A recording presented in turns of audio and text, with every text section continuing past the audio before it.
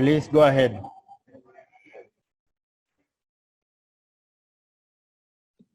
Hi, could we go to the next slide, please? Right.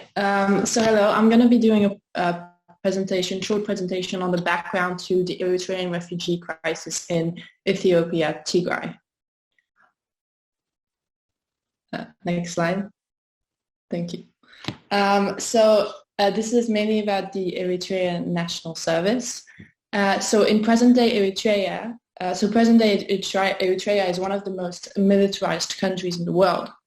Conscription into the national service is through the educational system. So all Eritrean students are required to complete high school, so grade 12 at the Sarah military school. And those who do not complete grade 12 do not have access to higher education. Conscription also happens through the regular razzias, so those are roundups, and everyone caught trying to flee the country also goes to conscription. The integration into the national service is through the education, as that is militarized, the National Development Program, and the National Development Program. So the national service actually controls everyone, because those who do not participate in the national service are denied the rights and benefits of citizenship, but those who do conscript are at the mercy of their superiors, who exercise control and command over them without restriction or accountability. So the national service is compulsory and indefinite. It is national scale forced labor and starts at school grade 12. The UN Commission of Inquiry of Human Rights in Eritrea found that Eritreans are subjected to systems of national service and forced labor that effectively abuse, exploit, and enslave them for indefinite periods of time. By 2016, the UN Commission of Inquiry on Human Rights in Eritrea found that there were reasonable grounds to believe that crimes against humanity, namely enslavement, imprisonment, enforced disappearance, torture, other inhumane acts, persecution, rape, and murder have been committed in Eritrea since 1991. According to the UN Commission, national service constitutes a crime against humanity. Forced labor enslavement of Eritrean youth through national service continues to date. Minors are standard subjected to enforced subscription into the national service. The national service has been deployed in the war in Tigray and in Ethiopia. The national service is the main reason why Eritreans flee their country, and the UN estimates that 5,000 people flee Eritrea every month. And the majority of the refugee under international protection in Tigray have fled national service conditions in Eritrea. Locations of forming camps of Eritrean refugees under national protection in Tigray can be seen on the map. So that's Shimelba, Hitsats, Hadi Arush, and Mai Aini. Total of refugees was close to 100,000 from Eritrea in 4 camps at the beginning of the war.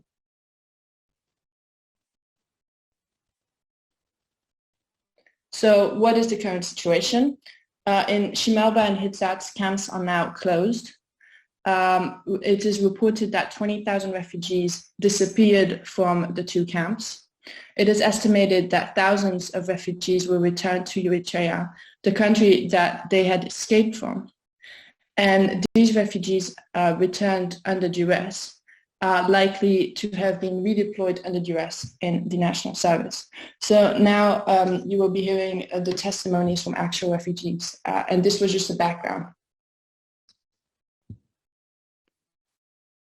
Hi, these testimonies that I read today have been given to IPA and come from Tigray. So the first testimony is about what happened in Shimelba camp. It's obtained from a refugee who was living in Shimelba refugee camp. It was audio recorded. I was an Eritrean refugee in the Shimelba camp in Tigray. Eritrean troops entered our camp on the 17th of November at 2 p.m. In the previous days, from the 15th of November to the 17th of November, people from the Hitsats refugee camp came to the Shimelba refugee camp. The Eritrean fighters collected all the young refugees. They took us for a meeting and told us, We control 80% of Tigray. We fight to control Mekelle. Now we control this area. The Eritrean troops that entered Shimelba stated on the 21st of November that the government of Eritrea forgives all of you and you can go back to your country. They also told us not to leave the camp because we would be shot, killed. Anyone who goes outside will be our enemy, and you must inform us if someone leaves the camp. Otherwise, hard punishment will follow. Refugees remained silent when asked if they would return to Eritrea. The Eritrean soldiers then went from place to place in the camp to ask each of the refugees. We, refugees, told them, we do not want to go. If we are to go, then the Red Cross can take us, not the Eritrean government.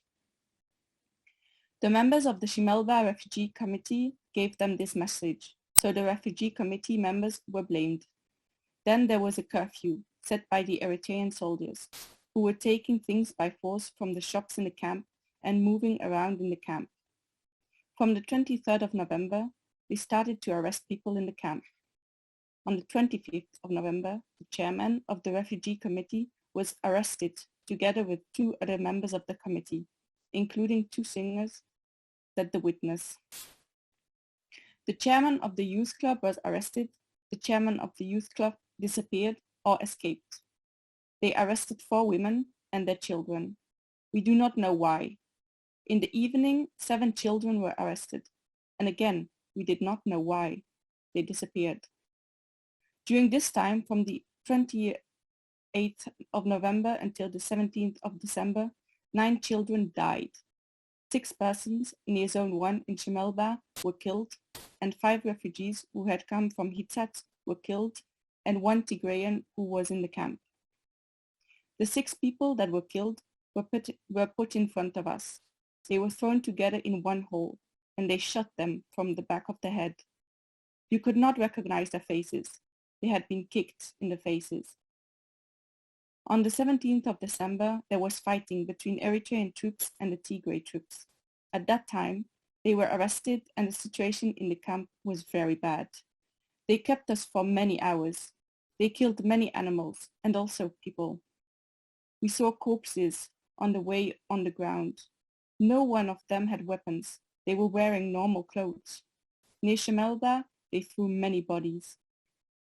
There are fruit gardens, and in one of them, they threw 23 people in a well. There were many bodies in the well, and the smell was very bad. On the 17th of December, we were collected, the last group to leave Shimelba. We were more than 300, the last group to be arrested. They took us to Shiraro. We were there until the 25th of December. Then they took us to Batme to take us to Eritrea. We were arrested before they told us, we will take you to Eritrea. The guards were very tough. In my Hansi, 5 pregnant women delivered babies between my Koli and Giraro, and we didn't know what happened to them. Just before we arrived in Batme, a shootout started, and in the chaos, we were able to escape. Some ran to the west, some ran to the south. Even soldiers were running to different places. The group of 4 that escaped together reached Chiraro. One of them wounded, and they went to the Christian church where some people gave them some small money. Also in the mosque, they received some food and then traveled to Shire. The group arrived in Mekelle on the 28th December 2020. The testimony was delivered by phone from Addis Ababa.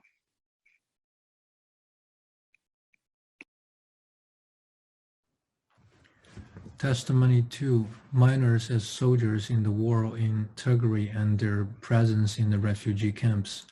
The source is Situation Report EEPA Horn number 111, 25th of March 2021. An Eritrean witness states that he saw many underage soldiers from Eritrea in Shimelba camp. Among the Eritrean troops, he says, most of them were from the 33rd round of Sawa military training camp in Eritrea. The 33rd round is the latest round of national service that is indefinite and which takes the high school students to military training camps. the main one called Sava. The source says that the soldiers were between 16 and 20. Most of them filed for the matriculation exam. Last year, PM Abiy visited Sava camp and participated in the graduation parade training rehearsals of the 33rd round. Round 33 graduated shortly before the beginning of the war and was sent to Tigray. Many in the last round are minors, and according to the Eritrean source, the 33rd round was sent to Shimelba. The national service has been qualified as crimes against humanity by the UN Commission of Inquiry on Eritrea and is associated with forced labor and modern slavery. The source says that he met one Eritrean minor who was among the 33rd round that occupied Shimelba refugee camp, where refugees that fled Eritrea were held under international protection. The source said, I met with one of them and his name was Nahom, and he was 16 years old. He was a Tigrinya speaker. The source further says he witnessed the Eritrean youth sent as military being trained while occupying Shimelba. We saw some of them taking additional training in Shimelba. This was on 15th of December 2020, and I was arrested on the top of the mountain with others. We were watching them from the mountain. The training of the 33rd round soldiers in Shimelba was a gunshot training. The training also included some refugees that were brought over from Hizat's camp who were reportedly integrated in the Eritrean forces deployed in Tigray. This was confirmed with refugees providing interviews in Addis Ababa, who were originally from Hizat. This is the third testimony on what happened in the Hitzes camp. It was obtained from a refugee who was in the Hitzes camp when the war in Tigray started. The evidence has been provided with a written testimony of the refugee that is in possession of the EEPA. By end of November, the Eritrean soldiers come to Hitzes to kill people and some soldiers. Then they gathered all people in one place. Some irresponsible people from the camp and from town took properties of the people. The Eritrean government sent them. After that day in the morning, the people with some soldiers came back and attacked the refugees and killed 9 and injured 17. And the fighting continued among the Eritrean soldiers and soldiers in the camp, and the people fought with the soldiers after that the soldiers fled. After a few days, Eritrean soldiers left the camp and the soldiers came to control and opened fire inside the camp, and the refugees started to flee. The soldiers inside the camp don't injure or kill, but they told us, "We are coming to make you free." But those who fled were injured by the soldiers and people neighboring to Hitzes also. Some are unknown where they are and some are returned to the camp. Then the soldiers stayed 1 month with us. After that, Eritrean troops came and controlled the camp and told us to leave the camp. After 3 days and nights, we reached Shararo. Most people returned to Eritrea, but few to Addis Ababa and few May, Aini and Adi Harush camps. The story is like this in the short.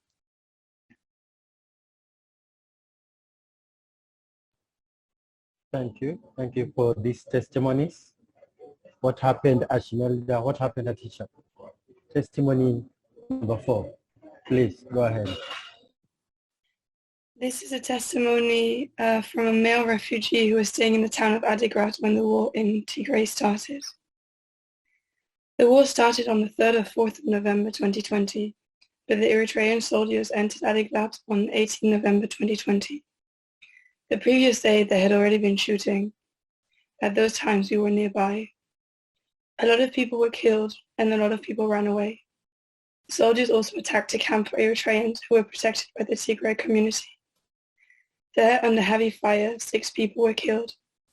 We have their names, we were a part of them. On the Saturday, 19th of November 2020 in the morning, the Eritrean soldiers came with about 10 tanks, killing anything on the streets. We were about 5,000 people, 300 of which were subjected to shootings. Some of them were killed and some were injured, but I, together with 5 other people, ran away from them. One person from our group was hit by a gunshot, while 2 others were caught by Eritrean soldiers. At that time, they collected all Eritreans and Tigrayans, asked them to get their shoes, and then took them to Idaga Hamos. They traveled from Idaga Hamos to Sara near Zala Ambassa area on feet. Then the Tigrayans and Eritreans were differentiated, and the Eritreans were taken back to Eritrea. We ran to somewhere west of Adigrat, about 20 kilometers. We were about 60 Eritreans. The local people helped us, and after 2 weeks we went to Arab area. On the 2nd of January 2021, while we were praying in church, Eritrean soldiers started shooting and hitting a lot of people. People started running away, and we ran with them to the near villages.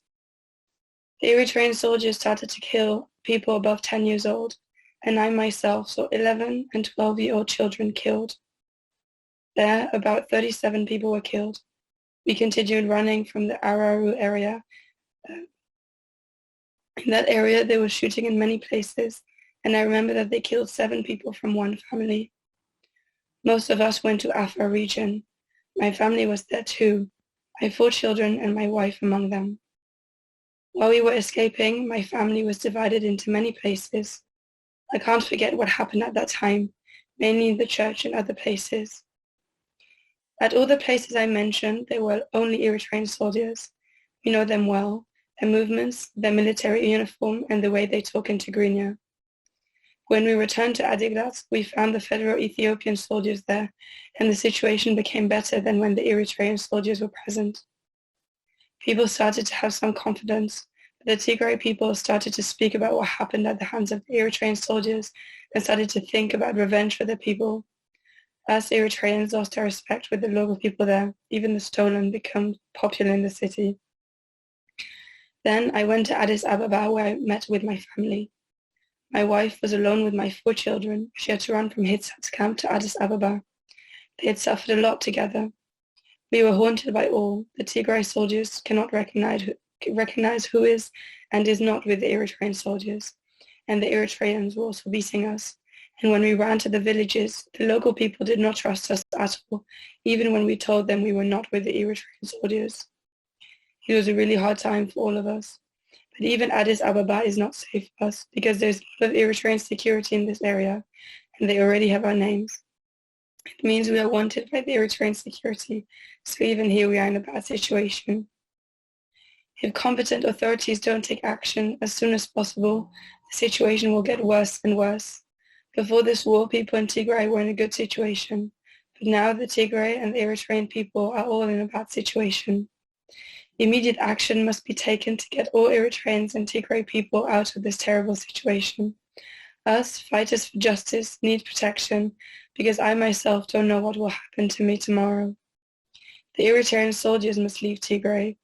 We also need humanitarian organizations to come to Tigray to reflect on what is happening because what we witnessed here, we had never heard about in history.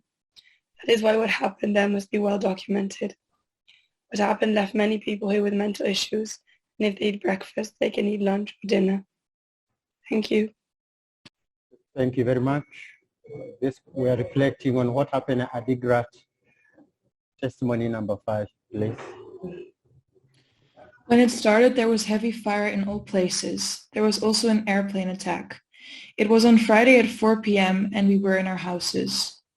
More and more shooting occurred, and my 4 children and I were forced to leave our house. At that time, my husband was outside the home. As we left, we were just running forward, and we saw a lot of people falling on the ground. After that, 2 of my children were carried by someone else. He moved to another place because of the heavy shooting, and I, with my 2 children, went to a college which had been prepared for the Eritrean refugees. When we reached that place, a heavy fire hit the college and killed 5 or 6 people. I saw a car, maybe it belonged to the Tigray army, I don't know, but I raised my hand to them and they stopped their car. Then they took me to the near village, Oshenka.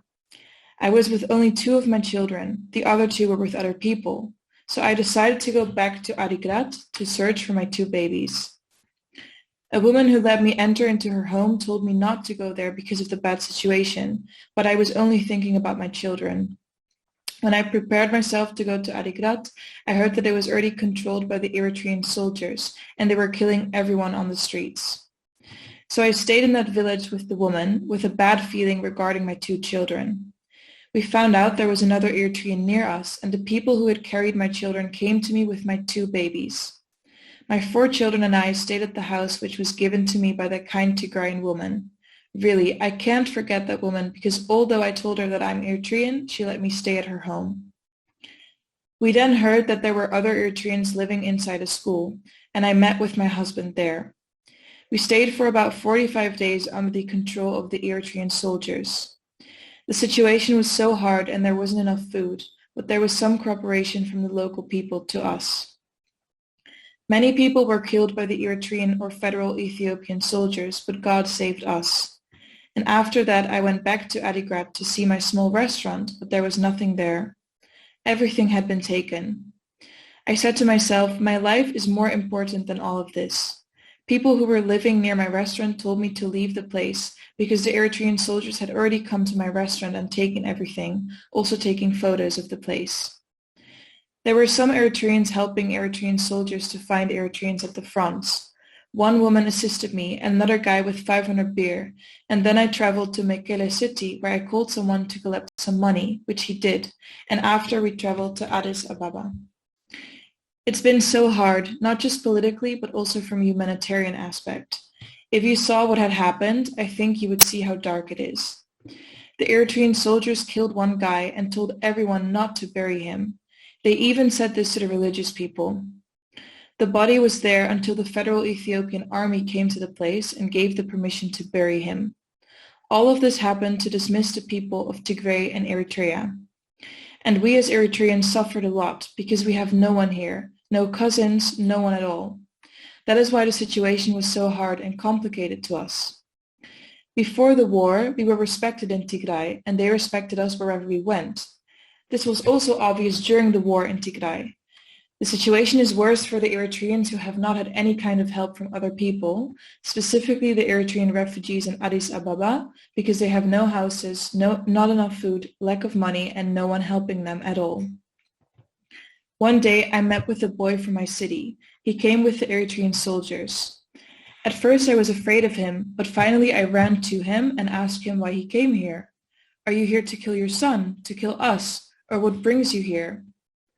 Then I took him to our home, and he saw my children. They were so afraid. He said to me, "Why are your children in this situation?" Then I told him that I was outside of the city because we were so afraid, and he said, "Why are you afraid? We don't want you, and if anyone asks you, just tell them that you're Eritrean." I told them that we ran because of the heavy shooting. Then I asked him if it is all right that the Eritrean soldiers are in Tigray. He said that the Tigrayan army had planned to invade Eritrea to kill our president Isaias Afwerki, but we attacked them first. I told him that we were living in peace with the Tigrayan people. I told him everything good in Tigray, but he refused and said the Tigray government was planning to dismiss us all. He said that actually they did not do as they were ordered because of their humanitarian feeling. They were supposed to kill everyone. I was surprised when I heard him talking like that. The next day he brought me some food and I told him not to come see me again because the local people will think that I am a spy and that I am helping you. He also said to me, "Yes, if we leave, the local people will kill you." After I left the city, the owner of the house told me that one of the Eritrean soldiers came to your house. Please bring peace to the Tigray people because they did not deserve this at all. And let the Eritrean soldiers leave Tigray because they are still doing bad things. I just heard from my friend that the Eritrean soldiers came again to their place after the federal Ethiopian soldiers and she had to run to Mekelle again.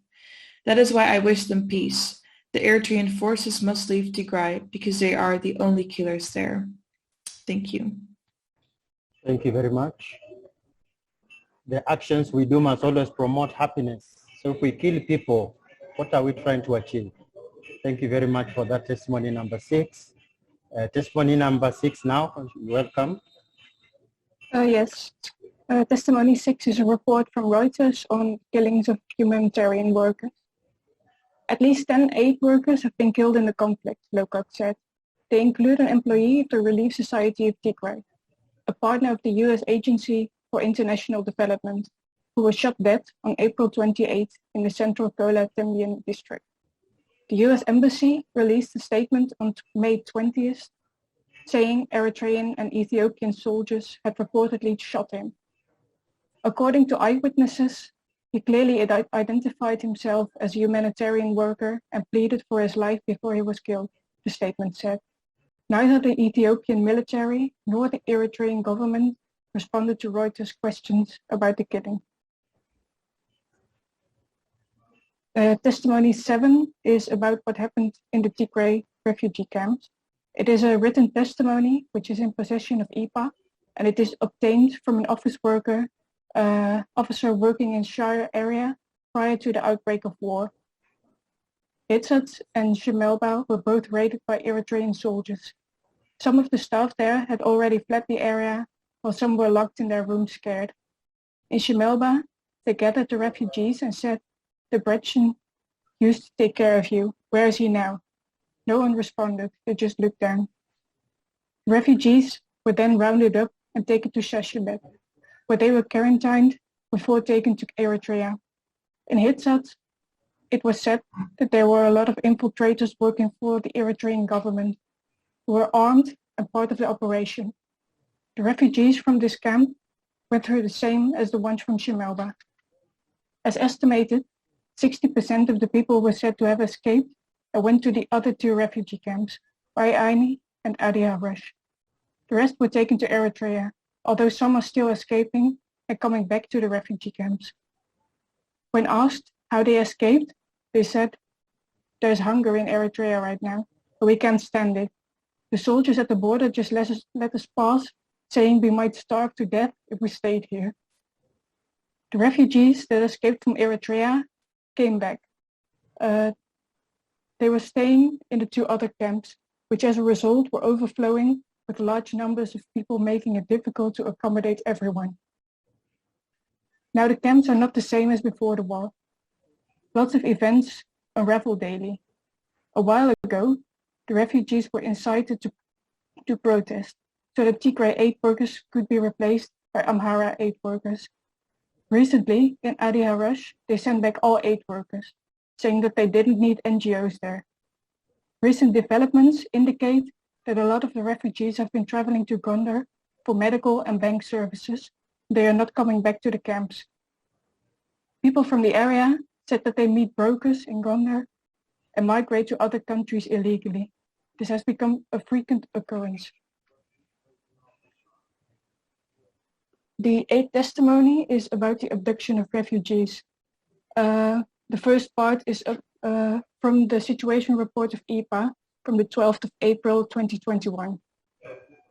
On the night of the 7th of March 2021, Eritrean troops kidnapped 4 Eritrean refugees from Zone 3 and 4 of the Adi Harush refugee camp. On the night of the 8th of March 2021, another 5 refugees were kidnapped. One of them was from the Kunama ethnic group, who was recently relocated from the Shemelba camp and was working as a volunteer in the Shemelba hospital. The Eritrean ethnic Kunama and a father of 3, Mr. Adiso, was forcibly taken from his family.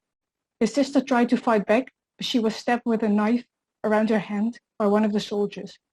The other 8 refugees were ethnic Tigrinya and had recently been located from Hitsat's camp. Most refugees feel insecure in the camp. The UNHCR, as well as the Agency for Returnees and Refugees Affairs, are reluctant to provide protection, especially during at night. It had been reported that Ethiopia's Agency for Returnees and Refugees Affairs has relocated hundreds of Eritrean refugees who were living inside the school of Maiani camp to Adi Harush camp. According to sources, most of the relocated refugees were not happy because of their security risk at Adi Harush camp and the continued kidnapping by Eritrean troops. Most of the refugees are also afraid that the relocation by the Ethiopian government might be a pre-arranged plan to get them closer to the border, so that kidnapping will be easy for Eritrean troops. Some of the Eritrean refugees have refused to be relocated and are currently staying near my Ani camp or renting houses. Additionally, from the EPA report from the 27th of May 2021, the MSF has said that it is very concerned at the forcible taking of hundreds of people from camps where internally displaced people are seeking refuge in Shire. MSF teams have seen the ongoing emptying of these camps. The UN has also said that it is deeply alarmed at the rounding up of hundreds of people in Shire. Tewodros Aregai, interim head of Tigray's Northwestern Zone, told APF Tuesday the arrest was spurred by reports that anti-government forces had infiltrated the camps and that operations were underway to screen refugees. The UNHCR has said that 700 refugees have been swept up by the military. Thank you. This next testimony is about starvation. Reported on the 20th of May, refugees have told Al Jazeera that they have not received any food supplies in the 2 months since they have started in Shire. Both refugees and locals are struggling to find any food, sometimes going week-long and on occasion longer without eating anything. The starvation is so bad that some refugees are getting very sick and tired. Their body's not accepting any food anymore. Everyone has lost a lot of weight. Even in Mekelle, there is a widespread lack of food. One refugee said that she has not eaten anything in 4 days, and she gives everything to her daughter. Refugees in Mekelle also say how Eritrean soldiers are pillaging and burning crops in April. In one case, a refugee said that they burned my neighbor, an old blind woman, together with her crops and house. Another was forced into the fire after he begged them to leave his crops alone. Refugees also said that fresh Eritrean troops relieved those who had been stationed in the area for months. A Tigrayan interim administration official told Al Jazeera that there is no response. Only in December, 8,000 displaced people in Mekelle received a food ration of 30 kilos. But the number of people displaced is growing each day. The Jesuit Refugee Service, GRS, says that the amount of young unaccompanied refugee children arriving in Addis Ababa is increasing. According to UNHCR, there are 1,300 unaccompanied and separated children in Addis Ababa. GRS says that without support, many end up on the street. It is facing an uphill battle to reunite them with their family or provide them with education. Thank you. Thank you very much for that sharing. For those who have just joined us, we are reflecting on voices from Tigray, crimes committed against refugees in Tigray. Testimony number 10, welcome. This testimony is about refugees from the war in Tigray in Kenya. I am receiving calls from Eritreans and Tigrayans who want to flee from Ethiopia because they no longer feel safe. Their relatives in the diaspora also call me for information on how to run and enter Kenya. Most Tigrayans have passports, so some of them fled via planes. At the airport in Addis Ababa, Tigrayans and Eritreans are harassed by security, and many are prevented from leaving even when they hold foreign passports or valid destination visas.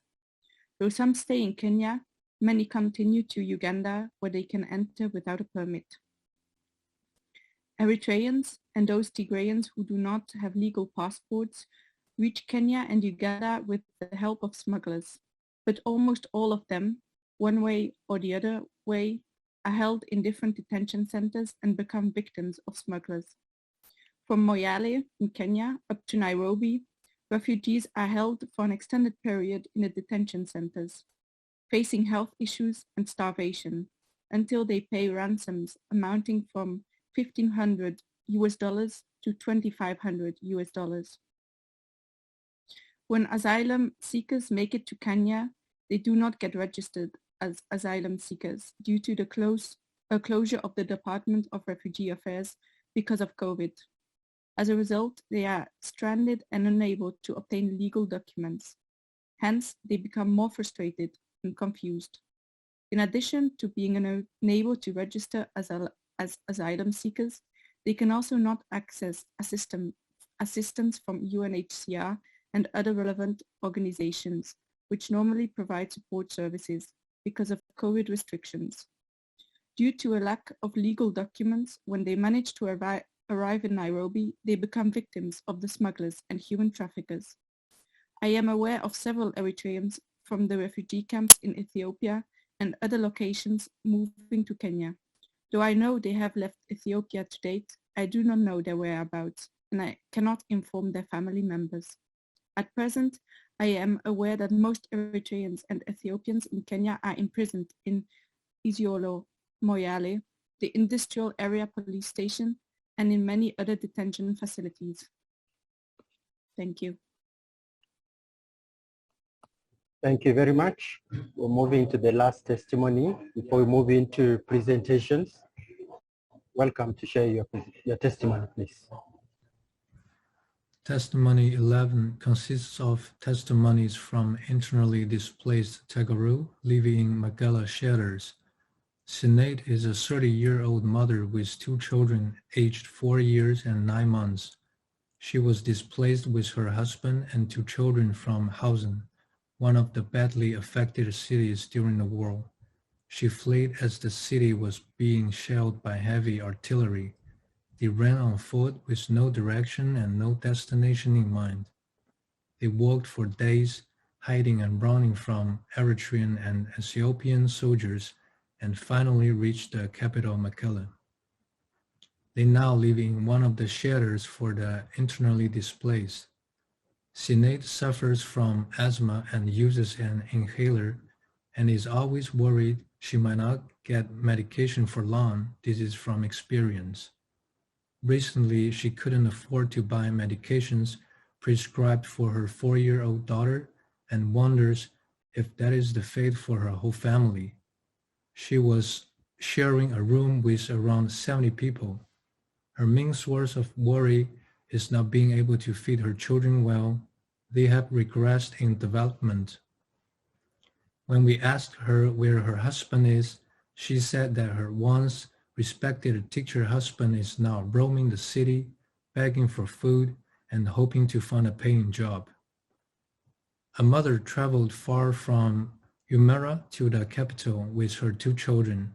She is just 27 years old and a single mother. She lost her husband before the war. She owned a beauty salon back home and worked hard to make ends meet.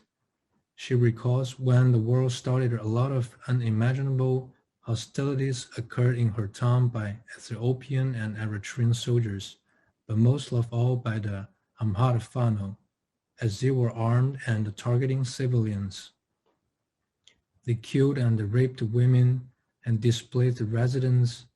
Her neighbor was raped by 5 of the Fano forces, and many people were being taken out of their homes and told to go out of Amhara lands to where they belong, they were told. Some of the people were killed. Raval decided she had to save her children and herself, so she fled her home, leaving everything she built. She's now always worrying about not being able to feed her kids properly and provide them with the life they were used to. But the horrific incidents she experienced have left her traumatized. She now says she never wants to go to the place she once called home, as it is now filled with memories of horror. Abraham is a 14-year-old young boy who fled his hometown of Hausen with his friend, leaving his parents there as they were separated during the war. He now lives in one of the IDP shelters in Mekelle with his friends, but without a guardian. Not a day goes by without him thinking about his parents, whether they're alive or not, and if he will ever get a chance to see them again. He wears the same clothes every day and eats whatever he can find in the shelter. As he dreams about helping his parents on their farm, sleeping in his own bed, having enough food to eat, and smelling the fresh breath of freedom. Thank you. Thank you very much. We have listened to 11 testimonies, voices from Tigray, crimes committed against refugees.